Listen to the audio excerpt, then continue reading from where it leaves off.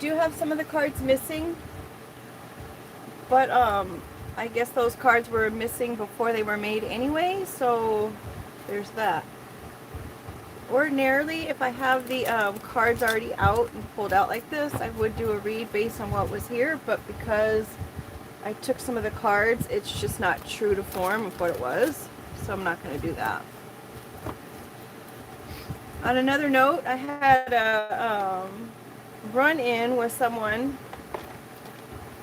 on the center divider of a street in, I guess the place doesn't matter. Anywho, there were, people were panhandling, is that what it's called?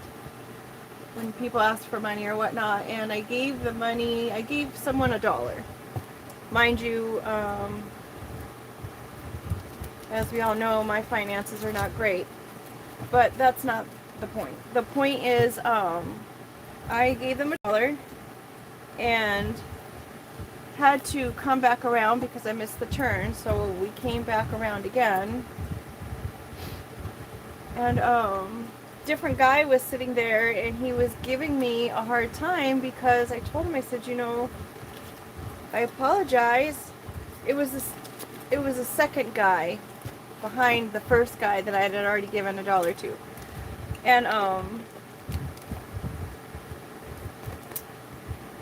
he was giving me a hard time for not giving them any more money or whatnot, and he was adamant about the fact that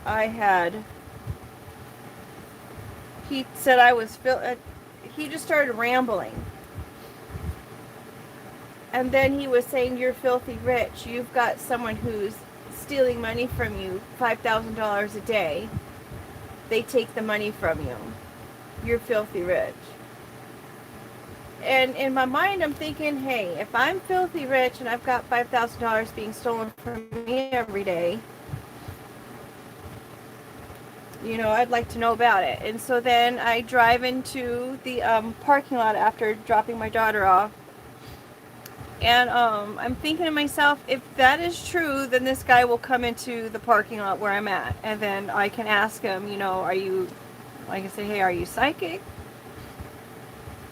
And then I can ask him questions about it and definitely give him a finder's fee for that, because all I'm saying is that when that money comes through, I'm going to go back and see if he's still there and give him a finder's fee anyway. I really do hope that I can help people who are in that situation, hear their story, you know what I mean, and just try to help out with the situation. Also, I do get food from the food bank. I mean, that's where my finances are. And, you know, I'm thinking that usually I'll skip some of the items because I have enough of those, but I'm thinking that maybe I'll just go ahead and take the items, and then maybe I could just give them to people who are out there. I mean, it would be the best I could do with the situation that I'm in, right?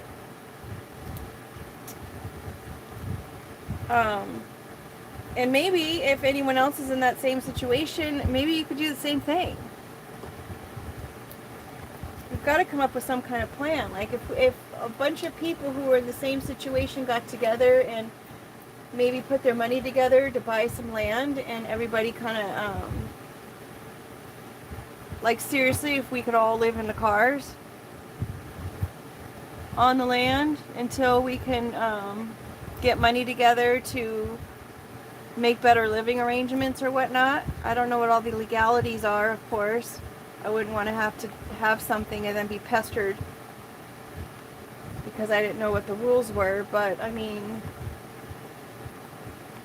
looking for roommates and whatnot, I see a lot of people in the same situation looking for roommates, and I hear the horror stories of having roommates and they go through your stuff or whatever. But it would be nice if we had just get all of our money together, buy some land, as I said, and just build some structures. They have those tiny homes that are pretty inexpensive. Heck, I don't know. But I do know that I'm only here for a little bit, so I gotta get going per the usual. Yarn is the bottom of the deck card. Yet another resource, negotiation or network. Yet another resource, network. Well, we could go that way. That's an actual acronym. The resource, negotiator. It's also someone trying to find a loophole in something. I need to fix those in the background. We've got the number 1 card. What? It's someone's first. I know the Aries likes to be first in a lot of things. What do you put first? Could also have something to do with January or the one. We've got the snail, 2 snails, 1, 2, buckle my shoe. These 2 snails are here meeting in the middle. We can see if it's about their house. Everyone's coming together to create that environment in order to have that house. Or if we put it right next to the 1, it kind of looks like a 100. 1000000. Ooh, look, we're blooming something. Maybe we're going to make that 100 grow. Someone could be getting some flowers. Maybe someone's going to meet the 1. Mind you, all this is for entertainment purposes only, folks. And we've got something that is pirate, someone who's trying to take something.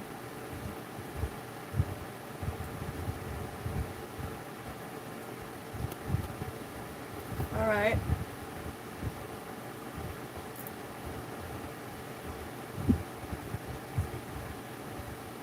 So there could be a situation where someone was going to be getting their flowers and meeting up with the 1 person that they maybe should have been with or done business with or whatnot. But for some reason, there's been a little hiccup with the whole scenario. We've got a witch. Is that some reason? A busy bee. Mind you, these are both cards that were kind of too short. They were too narrow, so I had to put another card in there. We've got peace. Someone's making peace with protecting the queen, maybe. We got a fluff and fold. Has to do with the Gemini. 2 machines, right? They kind of look similar, but they do 2 different purposes.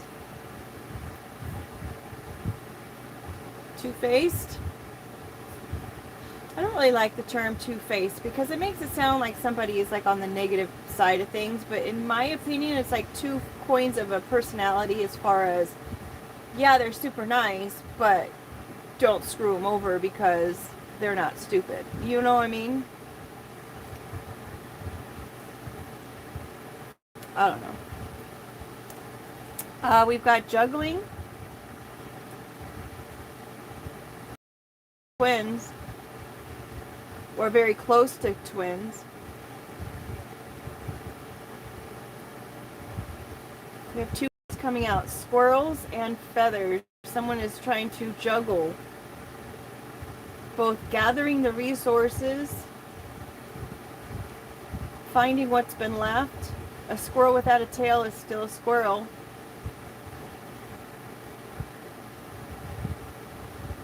Hoarding nuts, burying nuts. And then we've got the feather. Maybe trying to juggle the spiritual or lighter side of things. Trying to keep it light. Maybe someone's trying to hoard lightly. So maybe something's not so obvious. Maybe a Gemini is going to come in to try to make peace. Or a witch is going to come in who's going to try to make peace.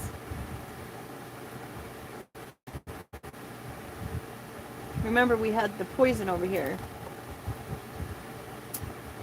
A spoonful of sugar helps the medicine go down.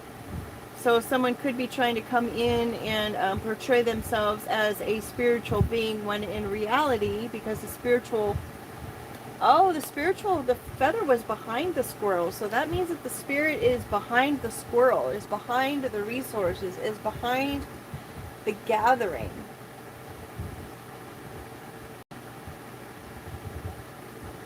And then we had the witch in the very beginning.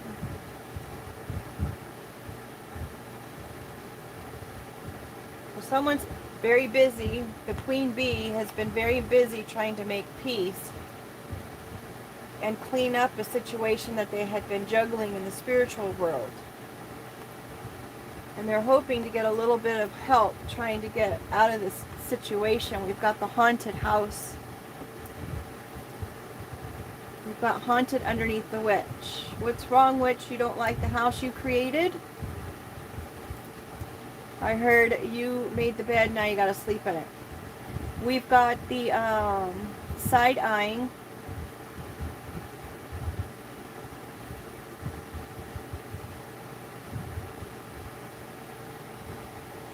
In case you're new, these are all different cards that I've made, and they're all in different stages. Some of them are just penciled in, some of them have been researched, some have not. This one is side-eyeing. Someone is side-eyeing a situation. Maybe someone's side-eyeing this busy bee or this witch. We've got fireworks, making a spectacle or a show of things. It's a planned show. You just don't have fireworks unless you plan for it, right? And it's an expensive display as well. It was a costly display. This is the cactus, a prickly situation. It's dried out in the desert, that's for sure. Is someone getting poked?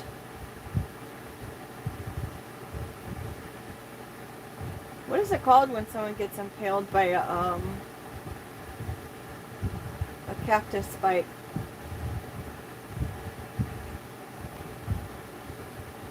Got the buzz cut.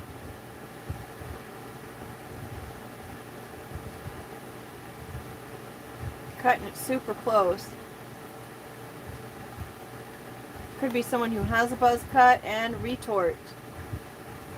This card is about, I'm a rubber, you're glue. What you say to me bounces off of me and sticks to you. Maybe someone is on the sarcastic side of things.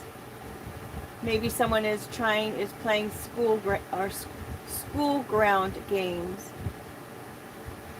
It's a quick, witty comeback to an insult, criticism, or remark.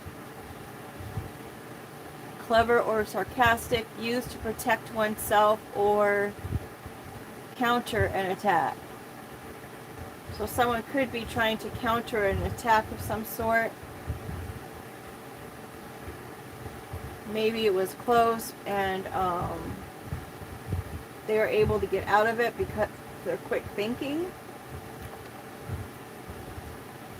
A-line, something that's not balanced. It looks one way, but it's another as well. It's short hair in the back, long in the front, and also it's either small at the top and large at the bottom. So it's something that's giving some kind of optical illusion where it's clearly not balanced, it's not even. But look, she's got pockets in her dress. Everybody loves a pocket in the dress. Belly rubs, a state of vulnerability. Whatever is being haunted, they're feeling very vulnerable by it. Shades. Trying to hide their eyes. Trying to disguise themselves. Trying to protect themselves from the sun. Protect themselves from a vulnerable situation. Because someone's side-eyeing them, remember? We've got Lucky coming in underneath the fireworks. Side smile. Maybe when somebody is flirting with the idea of being lucky, that they want to keep their own, they want to keep their identity on the down low. Right? We've got the side smile. Flirting with the idea. Kind of agreeing with the situation. Maybe someone's in a place where they're kind of agreeing with the fact that maybe they are lucky or could be lucky. Then we've got missing the point. The tip of the pencil's broken. Someone's completely missing the point here as far as the luck is concerned.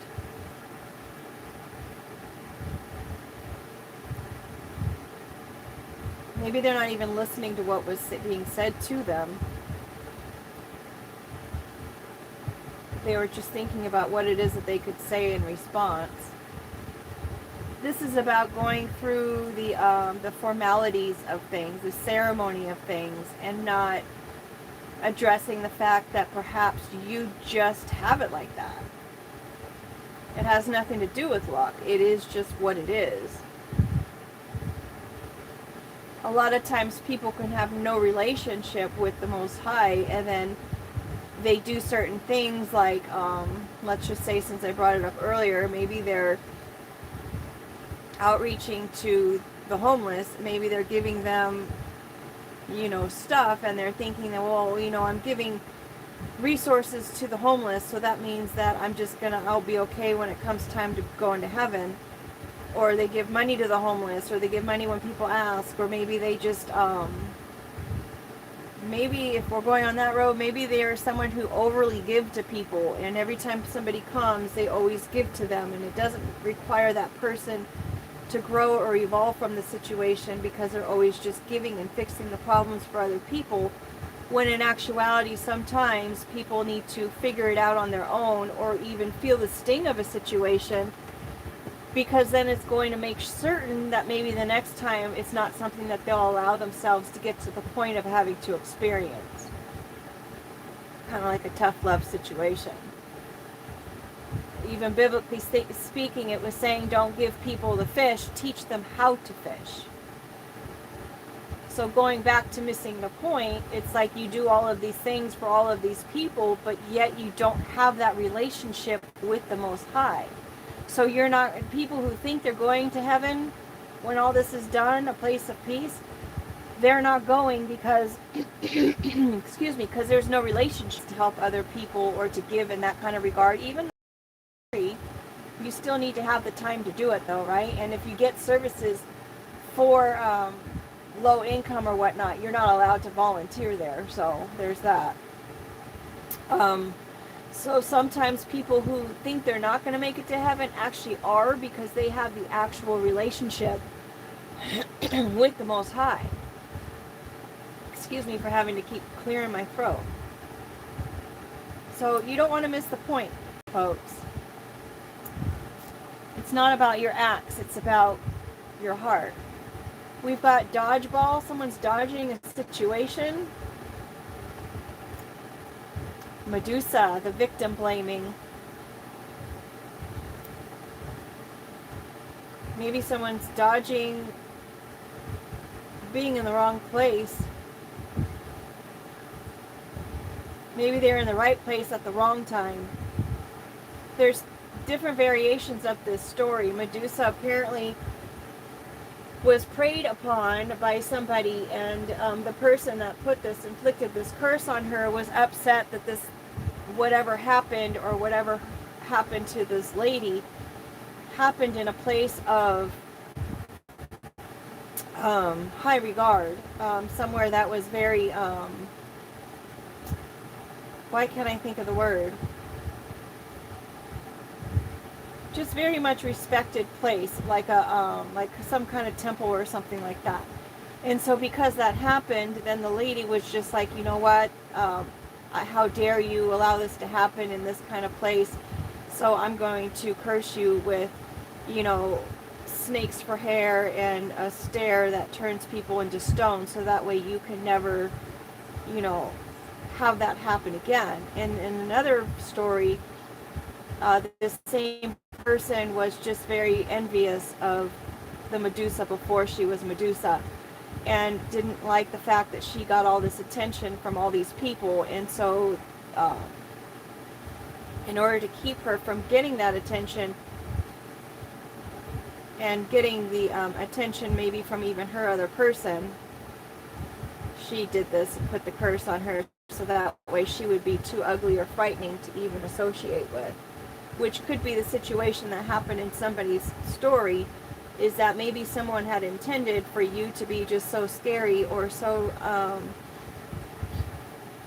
distasteful that you would be someone who people would rather avoid, versus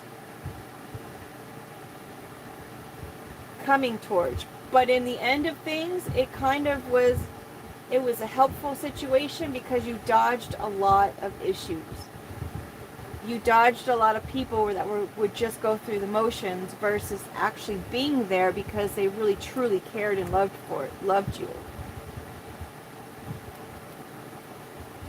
We've got this shack here, a place of poverty. The side eye is the center card of the entire reading, so everything that's going on around it. We've got body art. Someone could have body art. This could be something that's like someone wears their emotions on their sleeve. It's very obvious what they think, what they feel, what's important to them. Their whole lifetime is like written just like an open book. So maybe they thought that if they can have you in poverty and say these things about you, that maybe they could keep people from you. We've got a bridge, bridging from one side to the other, connecting two parts together. We've got batteries, something that keeps on going. But mind you, if the battery is not in the appliance, then it's pretty useless. So for the right people, whatever they're trying to say about an individual is just going to land on deaf ears, because it's like that person meant to be with this person would take the time to get to know that person beyond all of the things that are just surface level and what they look like. We've got a raccoon, again with the thieving. Someone trying to steal someone's energy, sending someone over Rainbow Bridge even.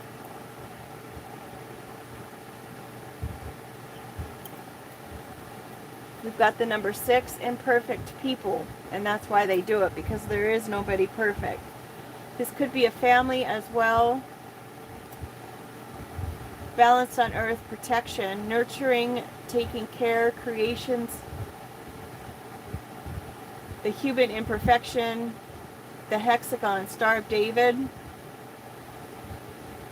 a natural caregiver, love, deep emotions, connection, home. So someone was trying to steal all of that away from somebody, from Medusa.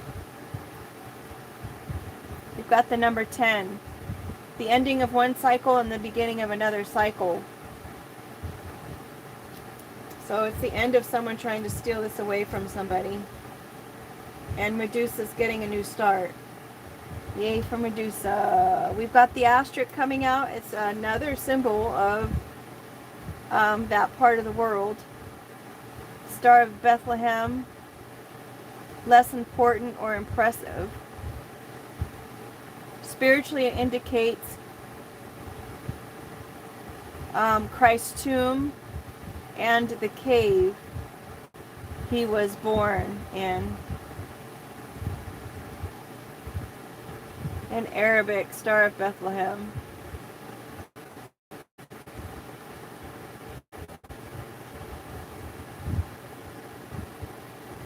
To cause attention, or it's admitted to mark a word, piece of text. So I forget the details here of what everybody had done as far as trying to put someone in poverty or trying to make it seem like someone was in poverty. They were in a vulnerable situation.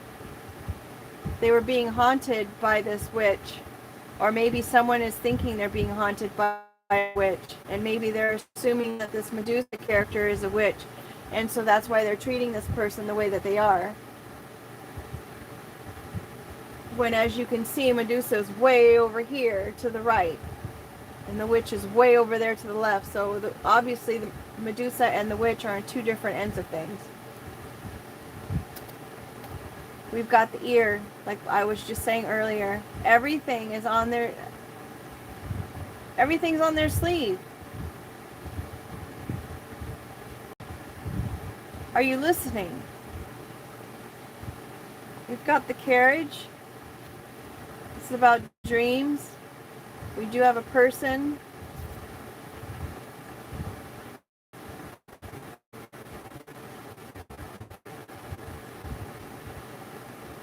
So someone thinks they're pretty smart. I don't have any reins here.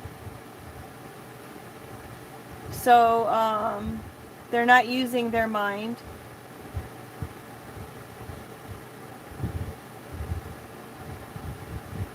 The body.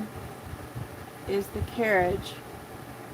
Well, they've got their body is here, and their senses are the horses, and they don't have any sense because there's no horses here. They have no sense, and they have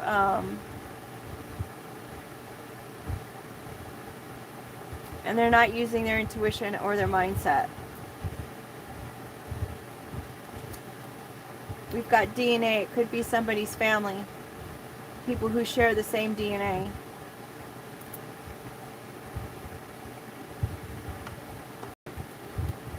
A tiara.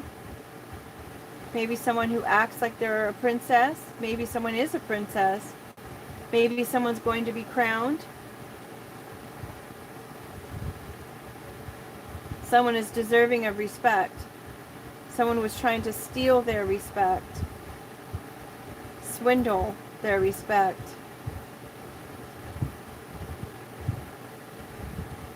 But obviously this person didn't know how it works, because this person is a child of the Most High. Remember, because we've got you're missing the point right up here, right above. Someone's bitter about that fact. This imperfect person, this imperfect human is bitter about the fact that someone's going to be respected and okay. Now we've got that awkward silence happening. Someone's maybe not returning the phone calls or maybe the witch isn't returning the phone calls. There's that awkward silence.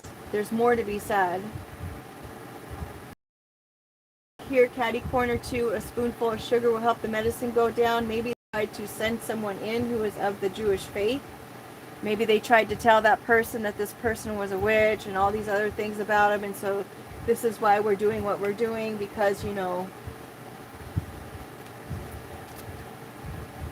we've got dollar bills. Well, I guess you know, it probably has something to do with somebody's accounts, whether it's stocks, bonds, or ATM or cash. Matter of fact, when I was talking about that guy on the media, and he was saying that he can just touch somebody's credit card and just know how much money they're worth. He was talking about cryptocurrency. He was talking about stocks. He was talking about all kinds of stuff. And he's like, I already know who's got what. Like, wow. All right. We've got a dash. It's in the negative. Somebody's accounts are in the negative. Someone was very short-viewed thinking in this case. There's a warning label about that. An island. Isolation. Maybe it's an isolated case. The number 3. No man is an island. Number 3 is the Father, Son, and the Holy Spirit first and foremost, but it also could be mind, body, and soul. Mind, body, and spirit. Spiritual number coming in right underneath that leaf. Underneath that feather. Maybe someone feels really alone in this situation.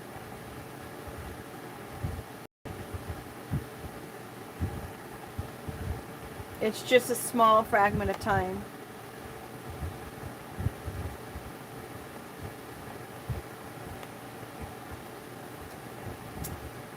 Black hole.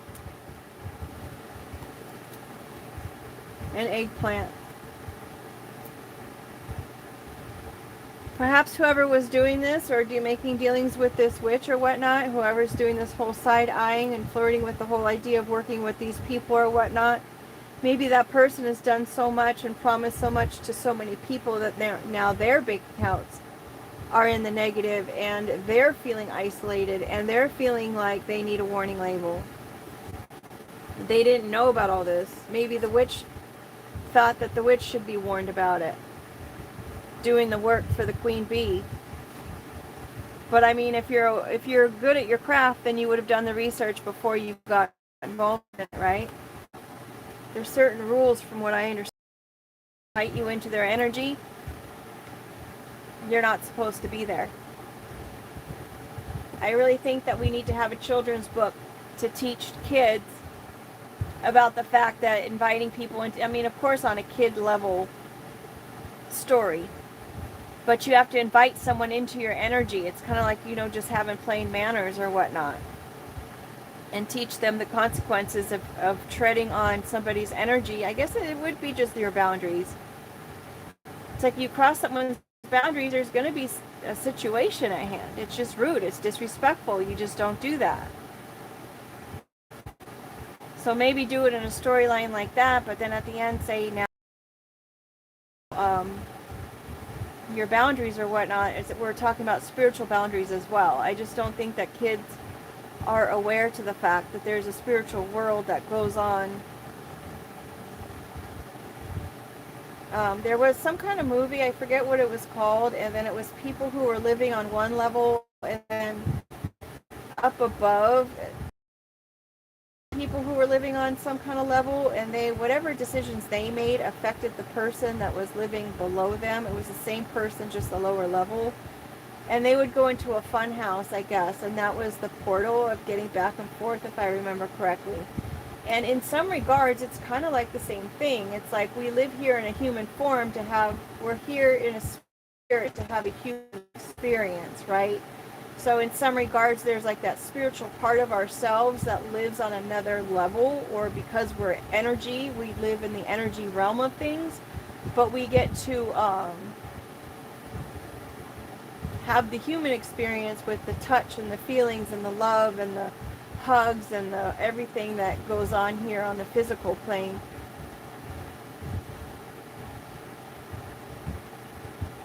We're living our spiritual, how am I going to say this? Our human experience for the spirit. So if you have no idea that there is any spiritual world up there, or any spiritual world around us, then of course you're just going to think that the physical is all that matters, when in actuality there is another way of living and another place of living. I think it's even scientifically proven that there are multiple dimensions, meaning that there are multiple levels of what it is that we're experiencing, and it's just like so much information is out there.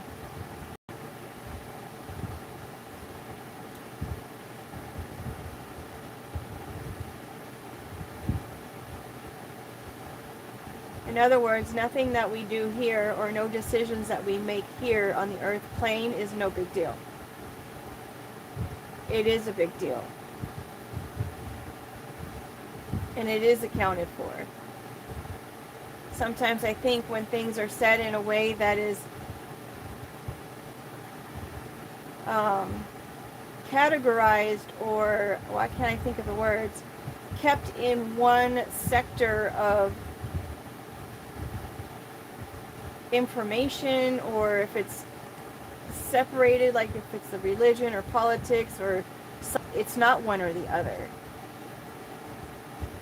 A lot of times the terminology just changes, and it's the same point. It's just a different word calling it so.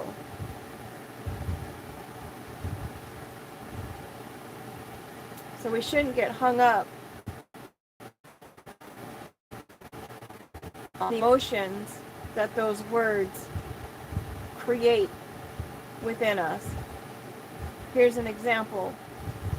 I was in a meeting.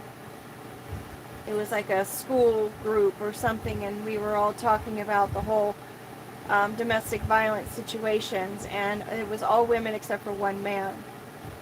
And this one man was very passionate about what it was that he was saying, and then all the women took offense because all they heard was the passion and the emotion and the feeling of upset that he was portraying.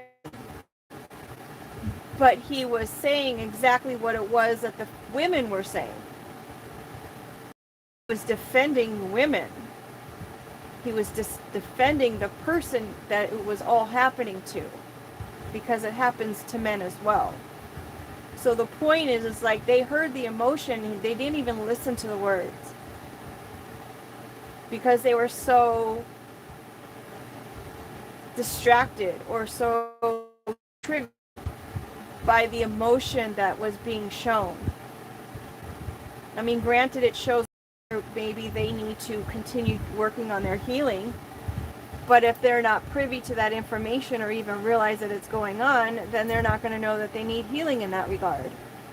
I had to point out to the people, it's like, you guys are not listening to what the words he is saying. He's agreeing with you and he's defending you right now. But you guys are condemning him and coming down on him because you're just sound, you're not listening. So when you come across people who are perhaps displaying what they're saying in a way that's uncomfortable to you, try to take the way you're hearing it out of the scenario and listen to the words.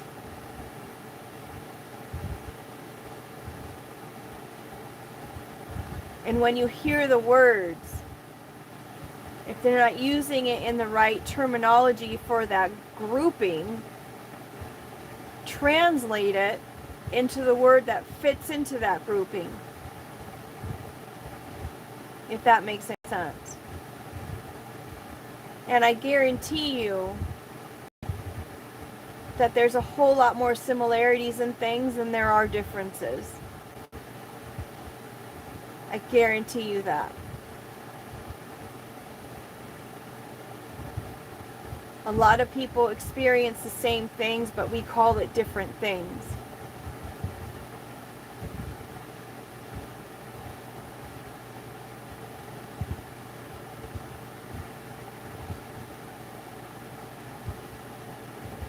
I know there's a certain point of age of when people understand that there can be multiple things happening at once. For example, I don't like using the word hate because it's such a strong word. But then so is love, right? So you can love and hate, or love and dislike, for my own comfort level, because I don't hate anyone, and that's okay. You can love and I mean, do I need another example? A situation.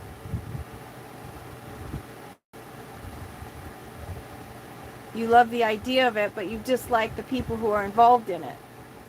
You can have very point of views. Sorry, I'm getting tongue-tied. And I think it goes with, like, you can be a spiritual person and religious.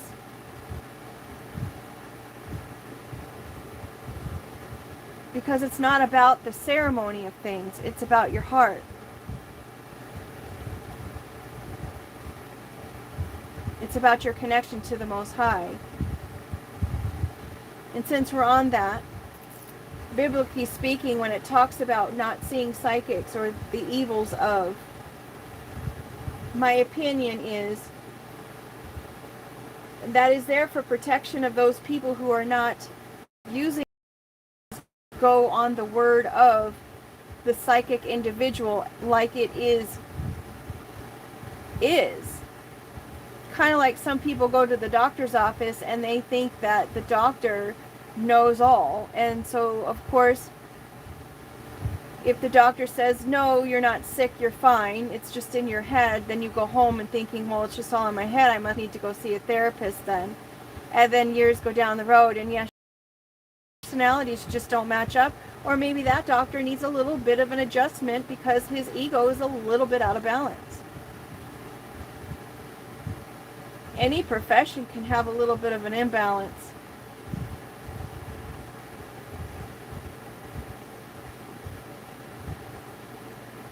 So there are some psychics who are out there and know they're not speaking to demons. They do have a connection to the Most High. I mean, biblically speaking, didn't the Bible weren't they called prophets?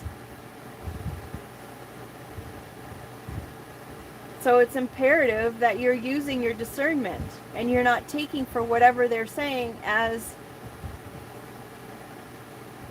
I don't know why I can't think of the word, as gold, as concrete, as sometimes you just gotta wait and see. You don't react to situations just because someone told you that's what it was, because everything that they say is based on their own perception and their own life experience.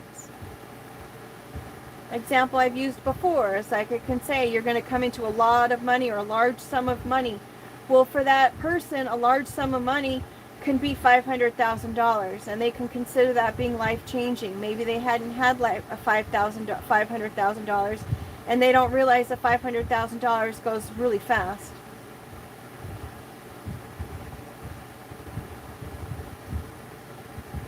And then someone else could be like, maybe $1 million is life-changing, or $1 million is a large sum of money, but for some people it's not, because they already have 5 in the bank. You know what I mean? So it's about perception, point of view. Discernment is huge. Anywho, I gotta get on the road. Wish me luck. Child of God, we've got the 3 here. You're missing the point, and we've got the feather. So there's total protection. No man is an island, regardless of what they try to do. If you're a child of God, you are a child of God. There is no going around that. So don't make any unnecessary gambles. Do your part in keeping your 311. Do your part, and a 6. You got to do your part. You always got to do your part. With that being said, folks, I got to go. Thanks for being here. Please like, subscribe. Let me know if you're interested in an ASMR moment. If I do the coloring or drawing of the cards, I could put it on a live. And just put it in the post in the community tab, and we'll go from there. Thank you so much. Take care and make it a great day.